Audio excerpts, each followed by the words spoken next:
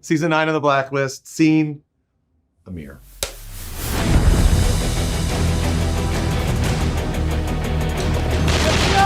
Action. Intrigue. What am I gonna do with you, Kate? Suspense. Drama. I know who Reddington really is. Manipulation. Needed to get you away from the others. Secrets. Lies. You framed my mother. Outrageous villains. Amazing cliffhangers. You open the box. We've experienced past events firsthand. Watch the future change in the blink of an eye. And enjoyed every twist, turn, and road bump along the way. What is this? This is The Blacklist. The Blacklist. The Blacklist. The Blacklist. The Blacklist. The Blacklist? Blacklist has taken us everywhere, around the globe and through the far reaches of human experience. And now it's time to visit the place we spend a lot of time, but you rarely get to go, backstage. All right, here we go. In this program, we're going to revisit some of our favorite episodes. Never doubt the jelly beans. Spend a little time reviewing our agents' classified files and share memories from set over the past 8 seasons to get an inside view at the making of The Blacklist firsthand. We'll also visit our Los Angeles writers' Zoom room. Hey! To catch up with them and maybe get a little intel on what's coming up this season. And we'll have a little fun with a Blacklister challenge. What's her name? I'm so sorry. Intriguing, isn't it? And answering some fan questions. What is in here? Let's get to work. Make sure to stick around, as later we'll share a sneak peek at season 9. You don't want to miss that. I haven't seen it yet. Should we get started? But we're not out in the streets of New York filming on location. Action! This is where we film The Blacklist. Shooting a single episode takes several weeks of preparation and an incredibly talented and creative team. We're going to give you a small sampling of what goes on behind the scenes. Let's go on that tour. All right, well, this is going to be especially fun for me. This is Nick Lundy, our fantastic production designer.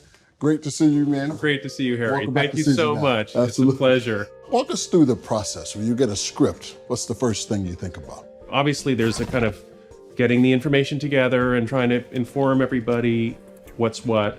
I think of the sets as environments more than just spaces. So the feel of the environment is going to affect what happens in that environment. What's your favorite set here? Oh, would you boy. say? Do you have like a special, was it?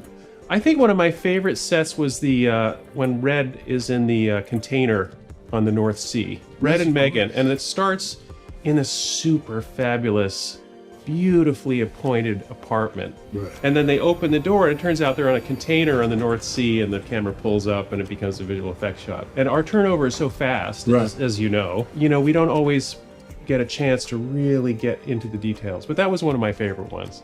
The War Room. Yeah. Tell me about the design for that. Well, actually, the original War Room was designed by Andy Jackness, who was the designer before me. I came in mid-season of the first season, but I changed it a little bit. Like I changed your office, where that was. I felt Yes, you did. So I did little tweaks to it, but there's a kind of familiarity, I think, with the War Room that is nice for everyone involved and the audience. Well, I think it's great. Thank you. Now we're going to head over to hair and makeup. Thanks, Nick. Thank you, Harry. A day in the life of working on The Blacklist. 7 a.m., get in the van, get to work around 7:30, then hair and makeup. And the most amazing hair and makeup team run by Angie Johnson and Anthony Pepe make us look TV ready. Here we are in the hair and makeup room, the nerve center of The Blacklist with Anthony Pepe, Angie Johnson. I do all the straight makeup and the effects in the show with my team, Amy Watford and Danielle Manella, and of course with Angie Johnson. Tell me about some of the stuff we're seeing and getting creeped out here. The first prosthetic I ever made, episode 201, the corpse that you find in the freezer. Dude, Yeah. this is like a blast from the past here. I love it. And this is from the VEM, the episode with the clowns being burned with the molten lead. Yes, This is the guy you touched with fire. David Strathairn's arm. When he falls through the house, correct? Over here is the bug episode, the beetle episode where we had live beetles coming out of a guy's neck. Season 2, we had a thing where a wrestler gets this ear tag put into his ear. Oh, yeah. And immediately I was like, well, if we punch a hole in his ear, are we gonna track this now for the rest of the season? So we did the tag, and then the next episode we did a scar with stitches, and then it was gone forever. May I see it? The main thing I was doing for a long time, we had the scar on Liz Keane that we had to track from season 1 all the way up to her demise in season 8, and that was something we just constantly kept on and on about. Mostly my job on this show is I do all the wig preparation for stunt doubles. Like here, Amir has a stunt double in the next episode, and his stunt double has like the right length of hair on the side, but not the same amount up top. So I made a toupee to just stick on the top, so then we can use his natural hairline. All right, guys, so we got to wrap this up quick. Who's your favorite Blacklister? I really liked Mary Bremer from last season because we got to do a lot of fun makeup. Mary Bremer was great. I don't have a favorite Blacklister. I've been here since season 2, and all I can say is I've been very fortunate to meet people like Ron Perlman, Paul Rubens, Nathan Lane, Isabella Rossellini, Brian Dennehy, Stacy Keach. I mean, there's so many Blacklisters that I don't have a favorite anymore. It's just an honor just to be part of. Thanks so much to you guys. Thank you. Love you guys, and we'll have a little more footage from behind the scenes. At the end of season 8, everything changed. When we come back, we'll visit Los Angeles to see how our incredible team of writers approach season 9 in the aftermath of the loss of Elizabeth King.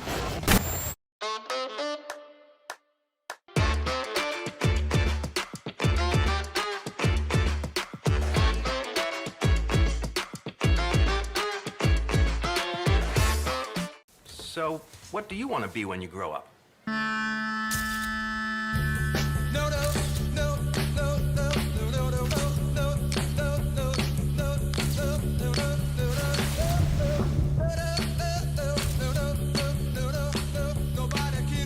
Our lives take us different places. Wherever yours takes you, Canada Life will help you plan. For life as you know it. Insurance, investments, advice. Canada Life. You're listening to Detroit's hottest hits.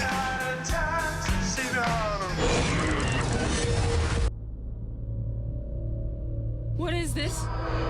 What's happening? Something strange is going on. I saw a green light and suddenly I was here. And now 16 years have passed. They continue to hold us as prisoners. 4400. New series premieres Monday at 10, only on Showcase.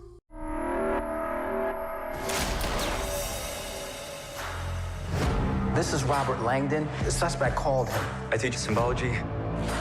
It's your dad. The people who took him want me to find a piece of a very old puzzle. You were told to do it alone. It's a cipher for all who seek must also fall. They can't stop. It's just begun. Brown's The Lost Symbol. All new Mondays on Showcase. Also available on Stack TV.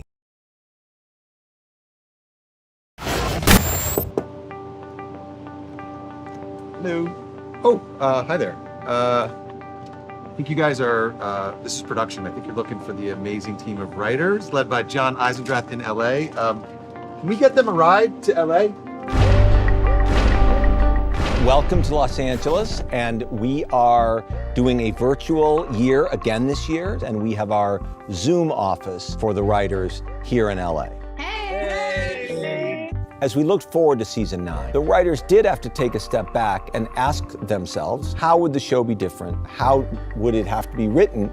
We've had to kind of reassess everybody's relationships, how the task force will function, and how the members of the task force will relate to one another in the wake of the loss of Liz. It was definitely less based on mythology. It's allowed us a lot of room to sort of think about the other characters in personal ways that maybe we haven't seen before. And that's what really excites me about this year is what drives that character. What are their hopes and dreams outside of the FBI? You know, if you remember the entire premise, the Blacklist is that Reddington would only turn Blacklisters over to Agent King. So how does that task force function without her? Does it function without her?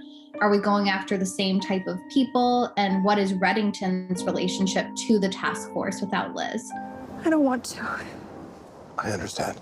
Over the years, everyone who was an FBI agent who works with Reddington, has at one time or another questioned whether or not that was the right thing to do. And that is a devil's bargain, but it's a bargain that in the end, each and every one of the people on the task force accepts as one they're willing to make. Not so bad having an assassin on the payroll. No, you went to records, you read SCI 7, you know the good we do. Are you trying to justify this to me? Throughout our 8 seasons, members of the task force have had to change and adapt to the realities of life with Reddington. How have they changed? What secrets do they hold? Let's look at what we know about our favorite team. Harold Cooper is calm, he is mature, he's always the adult in the room, and because of his connection to Reddington, has often found himself the target of some very bad people. We have the tapes. Recordings that prove you blackmailed Dr. Levin into falsifying my medical records. I think that Harold and Reddington have a very respectful relationship as colleagues. I can count on one hand the number of people to whom I owe my life. You are one of them. I think Cooper's biggest evolution is that he's come to be fond of Red Reddington. Yes, we're all quite happy with the way things turned out, Harold. And here I thought that Aram was the only man-child around here. Wrestler began as a Boy Scout, someone who was law and order. Take the win, Donald. You could use one. I think Reddington torments Donald a lot and always has. But I think he also cares for him. I admire the way you're dealing with your addiction, Donald. I couldn't get past the requirement to believe in a power greater than myself. He's a bit of an addict, and he's wrestled with pain medications, and he's wrestled with the debilitating nature of that, and he was hurt very badly toward the end of season 8, and he was hospitalized, and the consequences of that will come home to root as we move forward with Wrestler. After the end of season 8, I think we're gonna have to wrestle with some things that are really close to home and kind of come to terms with. Life is far too important a thing ever to talk seriously about. Aram started out as a very timid tech person who'd never been in the field. Get to the main generator room, kill anything that isn't FBI. His confidence has grown every season. He's been through so much. He's been through unimaginable loss and pain, and he keeps somehow bouncing back. FBI! Nobody move. He's still somewhat discombobulated around Red at times, but has had occasion to stand up to Red and once even punch Red in the face. That's the thing. There's no easy choices on the Blacklist. Agent Park was introduced as someone who had a very difficult past. You recommended me for the job because of what you don't know about me? She has more secrets left to unpack. Like her already. Alina Park is very powerful, and she stands her ground. It's unhealthy for me to work with someone like Reddington. I think that Reddington is intrigued by her volatility. Put the gun down. Oh, what, you gonna shoot me? You'd kill him if you try. Not if I shoot him first. Thanks for coming to LA. Back to New York for more Behind the Blacklist. Hello, everybody. Amir Arison here, Special Agent Aram Mojtabai, with the very special Christine Bean. Hello. This is 9 years of the Blacklist here. How do you work with the actors and develop character through wardrobe? We have a discussion. A lot of times the actors have more insight into the character than I do because they spend a lot more time living in that character. And it can be complicated on a show like this where there is a lot of suits, there's a lot of ties. When you're thinking about the bigger picture, you don't want everyone to end up looking like they're all in the same uniform. For instance, Aram's always had certain colors in his wardrobe that nobody else has. Yeah, purples, teals. Whereas other characters, Wrestler, he tends to stick with blue ties with like tiny little things on them, but nothing that would ever be in Aram's closet. I can't breathe. If someone gets shot in the outfit, say it was this t-shirt for instance, then we need to purchase an additional t-shirt for the stunt double. If there's going to be squibs, which squibs are explosions that would happen, the blood would burst from the squib, then we would need even more additionals. Stay tuned, something very exciting, a sneak peek into season 9 that we haven't even seen yet. So, tune in.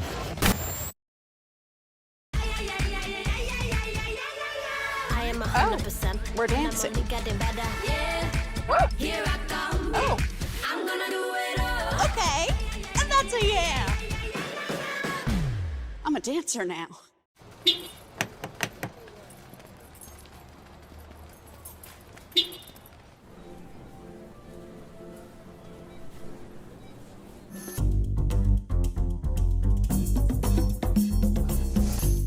Amazon, the associates, the managers, they care about people. That's one of the biggest parts of Amazon in Quebec. I saw there was a lot of opportunity. That's why I want to be a manager. You're listening to Detroit's hottest hits.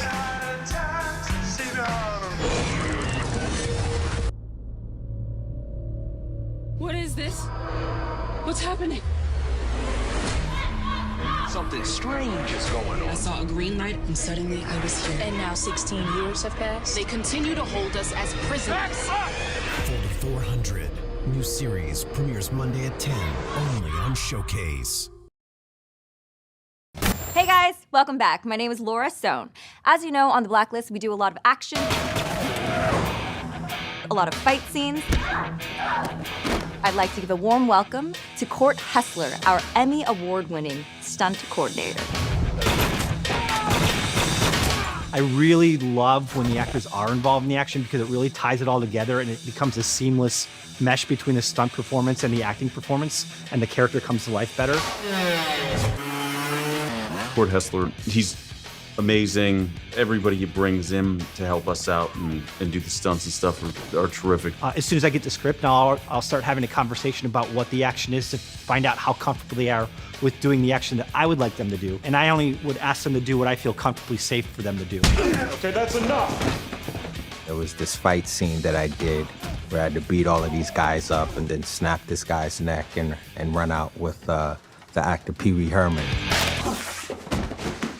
You didn't have to hit me that hard. That wasn't part of the plan. It was in the third episode where I fought these 3 Chinese secret agents on the side of a building, but we were really 100 feet up. It was definitely memorable to go through the fight choreography, knowing that you were from here to there to the edge. Today we're doing a car chase. Agent Park and Amir are chasing Chen. So we're gonna weave in and out of traffic, and eventually Agent Park's gonna disappear from the chase, and Chen's almost gonna think he's in the clear, and out of nowhere she's gonna slide down in front of him and stop him. I love car action. So we've done some really, really fun car action. Last season, at the end of last season, we put a police car through a van and flipped it. I enjoy complicated action and bringing it all together and seeing all the people come together to make it happen, because it takes a team. And that's what I like. I like team play. Well, that's it for the stunt department. How about we check in on the prop department? Sticks. I don't get to do this. We'll do Highlights magazine, wrestler's badge, a steak knife, and a suitcase full of bones have in common. They're all props made and sourced by our incredible props department. General rule of thumb that distinguishes a prop from a piece of set dressing is if an actor handles it, touches it, it becomes a prop, you know. Guns, cell phones, knives, syringes, religious relics, a human-filled punching bag, which I thought was kind of entertaining.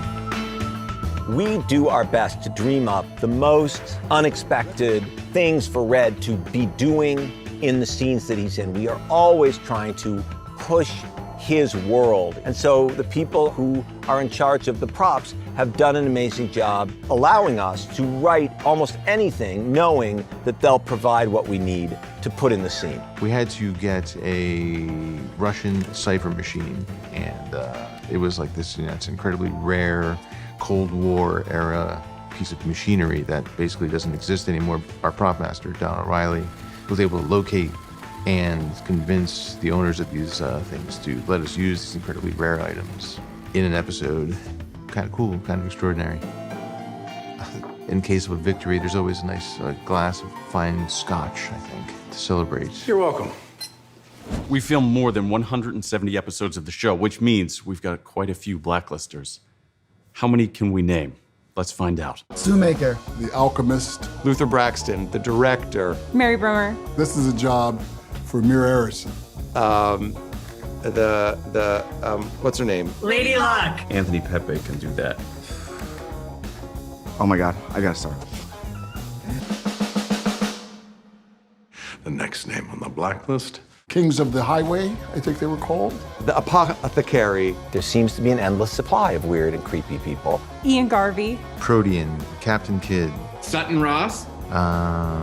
Did I say Captain Kidd? I think I did. Troll Farmer. Oh my God.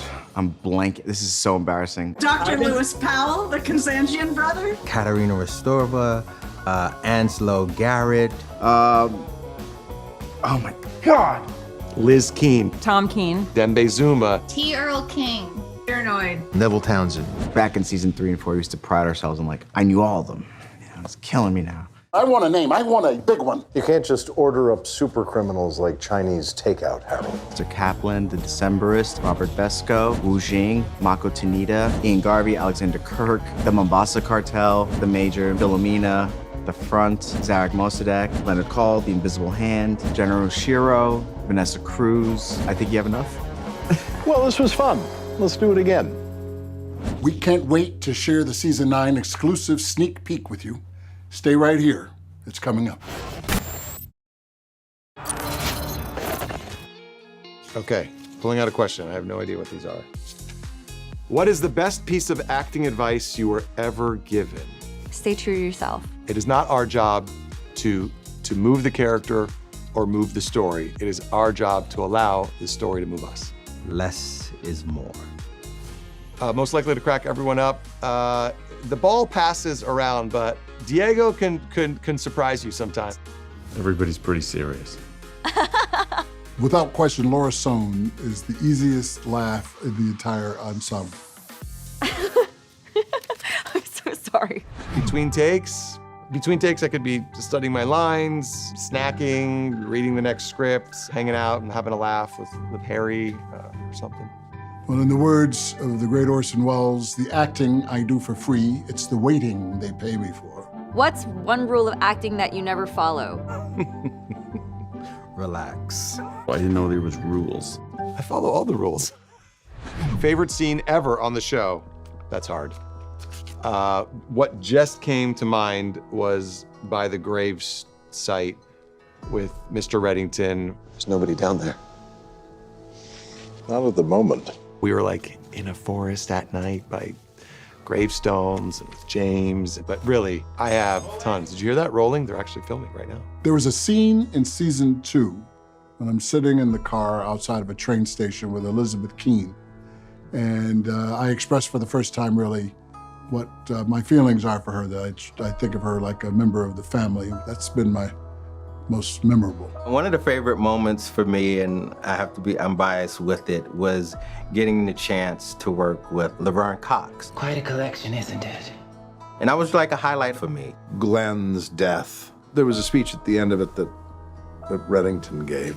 No matter how hard or unfair life was to Glenn, Glenn loved life back. I wish more people were unafraid like Glenn.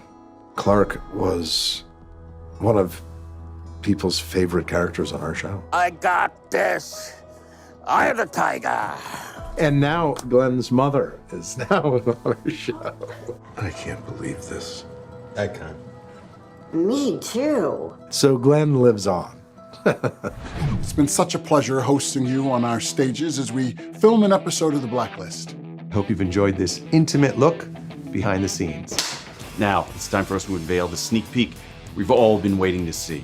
Thanks so much for watching. Here it is in 3, 2, 1, action. I can't do it.